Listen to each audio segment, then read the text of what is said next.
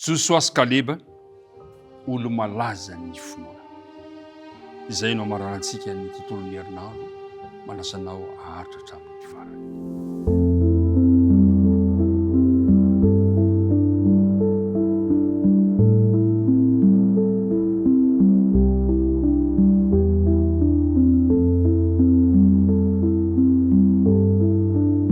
Miarabantsika rehetrarehetra tafahoana soamantsara ry isaorana hatrany ianao mbola mahatoky amin'ny fiarahana amin'izao fandaharana mamintsika izao. Andeha hiaraka hivavaka isika ankehitriny. Ray malala ny an-danitro, misotranao izahay noho ny fotoana omenoana indray andinihana ny teninao, tomoera ny te-amponay, aoka mbo vita fihavanana aminao izahay. Naran'i Kristy nangatana ny vavaka. Amen. Josoa sy Kaleba, io no nodiniantsika tamin'ity herinandro ity, ilay olo malaza ny finoana.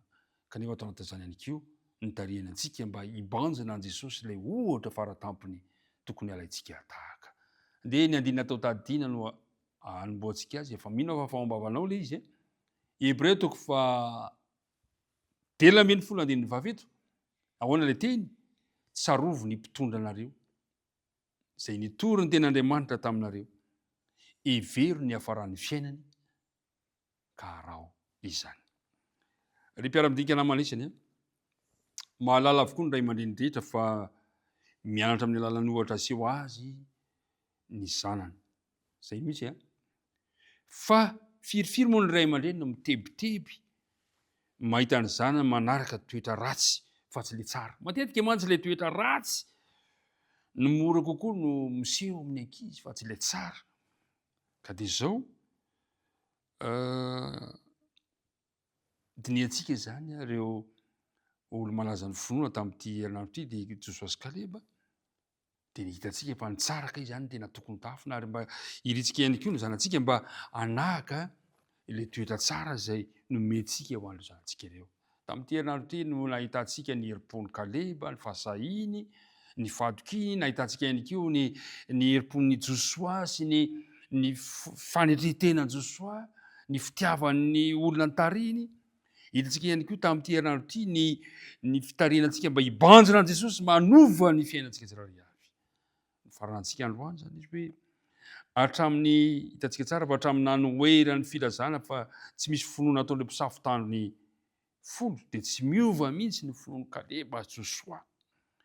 Ninony ny teny fikasana nataon'Andriamanitra ho an'ny olona mba hahazoany ny tany Kanana. Tsy niova izy ireo. Zay zany no amaranantsika ny herinandro tsy amafisitsika fa tsy niova mihitsy Kaleba sy Josoa. Narahany maso miandala ny fahatanterahany teny fikasan'Andriamanitra. Niara-niditra atao amin'ny dia lavitry ny Israely iray firenena taminy izy ireo. Niara-nizaka ny fahadisom-panantenana, ny famaizana tamin'ny olomeloka. Niaritra ny fiafiana, ny loza teny an-dalana, ny famaizana. Lavitra azy anefa ny fimonomononana, fa nankalaza ny famindrapon'Andriamanitra mandrakariva kosa izy ireo, izay nitahiry ny aina. Zany no tokony ataontsika. Reto olo malaza ny finoana ireto, lavitra azy ny fimonomononana.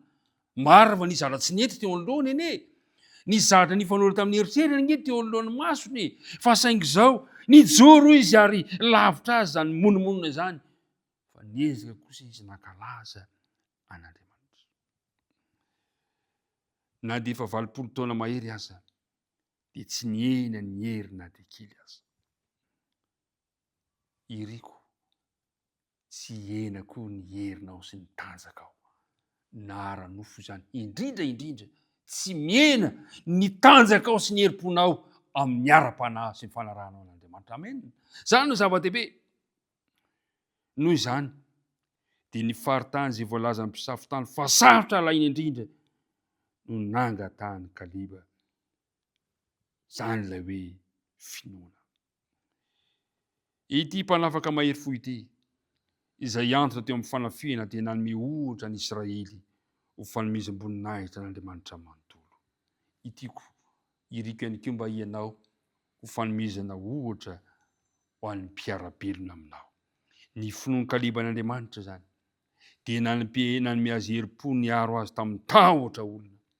Ny finoan'ny Kaleban'Andriamanitra no nahafahany nijoro tamin'ny fahasahina noho ny finoan'ny Kaleban'Andriamanitra dia tsy voaozongozona tamin'ny fiarovany marina izy.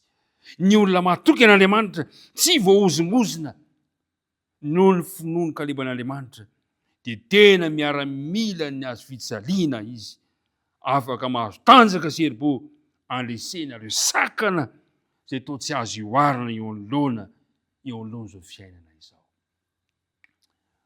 Andriamanitra ne hitahy antsika tsiraray avy, ka mba isika rehetrarehetra ihany koa noho ny finoantsika an'Andriamanitra dia mba tsy azo zongozonina, anana fahasahina, androsy amin'ny tahotra, andresy ireo sakana ary ho tena miara-mila ny azo fijaliana.